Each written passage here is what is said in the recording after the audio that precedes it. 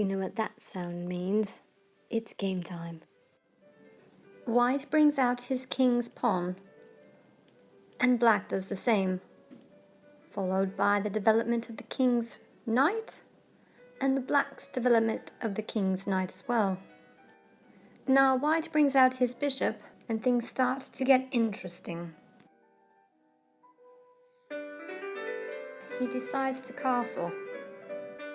As a product of castling, his king is now safe, and his rook is brought more toward the center of the board.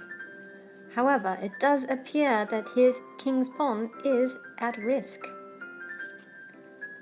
Black wastes no time in doing away with the king's pawn, and white responds by bringing out his rook.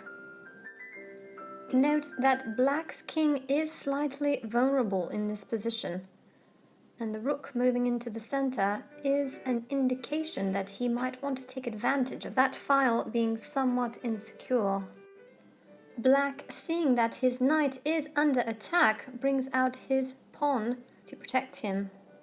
And now what should white's move be? Let's look at the hypothetical. If he takes the knight, black will respond by recapturing his rook. Perhaps not a good trade. And so white makes a different move of bringing out his queen's pawn. Black, seeing that his knight is doubly attacked, decides to retreat. And now white's bishop is under attack. He makes the easy decision of taking the knight, followed by black taking white's bishop, a fair trade. Now white is all set for his attack on black's king. He takes the pawn, and now black is in quite a dilemma. Surely black regrets his decision to not castle earlier. Now he has a few options. Let's say he interposes or blocks with the queen.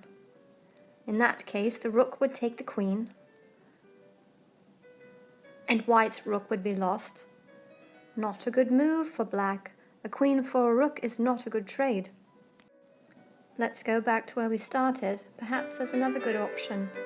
Let's try to interpose with the bishop. If we interpose with the bishop, white can respond by bringing out his bishop. And now there's a real problem. If black decides to take white's bishop, that will put him back in check, an illegal move. If white is allowed to take black's bishop, we end up in a similar situation as before. The queen might take white's bishop, and now he will lose his queen and gain only a rook. Quite a quandary. As you remember, there are 3 ways of getting out of check. One is to capture the attacking piece, in this case the rook. It's not possible in the current situation. The other is to block, which we've discussed. Not profitable. The third one is to move the king, and that is what black must do. He must forfeit his chance of castling in favor of saving the game. And so he does. Now let's have a look at the board. White is in a much better position to win. Black has neglected many possibilities to develop his pieces and castle. White sees the opportunity by moving out his bishop. And now black's queen is threatened. Black begins to play out the possible outcomes in his head, and he resigns. But why? If black's queen moves out of the way, white responds by putting black's king in check. Were black's queen to then take the rook, white's bishop would then take the queen, followed likely by black's bishop taking white's bishop. Loss of material is not in black's favor. If we play out the other scenario, black's queen moves out of the way.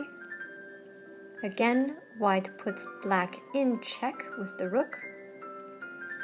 If he then takes the rook with his bishop, white can respond by a double attack on the king and queen with his knight. With this tremendous loss of material, the end is inevitable for black. The game is over.